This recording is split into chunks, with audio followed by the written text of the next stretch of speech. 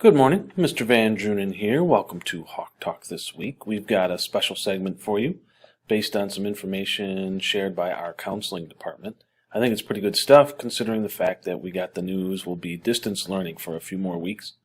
January 11th, Monday, we're going to try to do hybrid for a couple weeks before the end of the semester. Just between you and me, you're going to want to come back those last 2 weeks in really good shape. But before I share some of those insights, I just wanted to share a little bit about a conversation I was having with a student related to a deep philosophical question. The question was, why? Why? Why school? Why, Mr. Van Drunen? Why? Why? Why? This is actually a very complicated question, which would require perhaps hours of good YouTubing to try to unpack, since YouTube is where we take care of our deep philosophical questions now. But I'll share a few truths with you that I think might help, and hopefully we can move forward.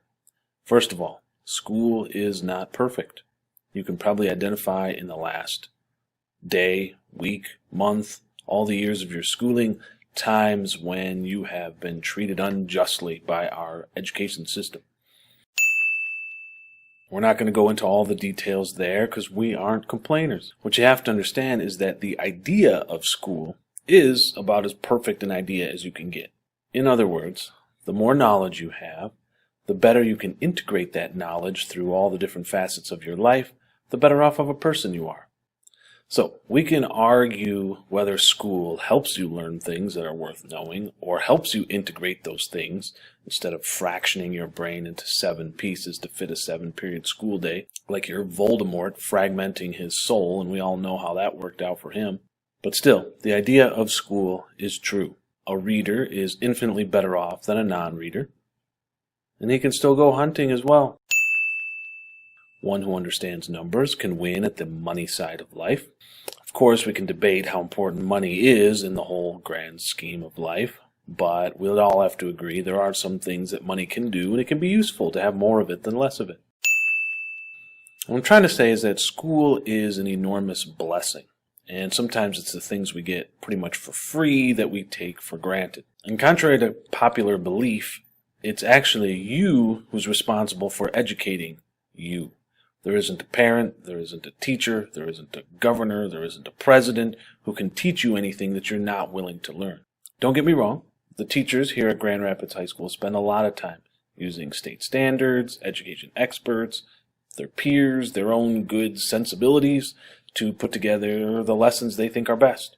We aren't perfect, but there is value in what we're trying to do. You've been given a great gift growing up in this community, and frankly, it's your responsibility to take advantage of that gift as best you can. It's one of those things I hear from older folks who find out that I'm a teacher, people I run into in the community, and 9 times out of 10 I'll hear, man, I wish I would have invested myself a little more in school. Like there's some things I know they were trying to teach us and I just wasn't listening. You don't have to believe me, you don't have to believe us, but maybe it's worth a test. Take a little responsibility. See what you can learn this week. See what you can get better at. See what you can become an expert at. Learn a new skill. Do some research. Find out about something. So with all this in mind, our counseling department put together a little survey in which they asked some of the best students here at the high school how they're finding success here during this time of COVID learning. Now, when I say the best students, I mean actually quite a lot. This is not just nerds and goody two-shoes. These are your friends. Perfectly normal Grand Rapids High School students who have found a way to be successful despite all the obstacles this school year. Go! And they have some advice to help you do the same. So without further ado, one of the questions had to do with structuring your school day. Get up on time, eat your breakfast, shower out, get dressed, brush your teeth, treat it like a usual school day as much as possible. If you're working in your bed, you're going to be tempted to slide right back in and take a nap.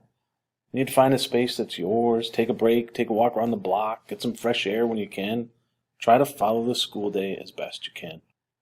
Another question, how to stay organized. Well, use the tools at your disposal. Notability, daily planners, actually write things down. Make folders. Most important of all, don't think you're just going to do the assignment later. Do it now, while you're in the groove and in the mindset. One assignment later becomes a quarter's worth of assignments later. really quick. Last question has to do with facing challenges, because believe it or not, every student deals with challenges. What makes the difference is how we face them. So here are some resources the best of us are using. Just look at number 7. I can get really anxious easily, but I just look at it like this. Everybody's struggling, and you don't have to do it alone. Ask for help from teachers, because if you reach out to them right away, they can help you. Don't wait until you have 10 missing assignments. Everyone is trying to get through this together. Well, there you go. Thanks to the students that shared. Thanks to the counselors for putting this together. Be well. Have a great Wednesday. We'll see you when we see you.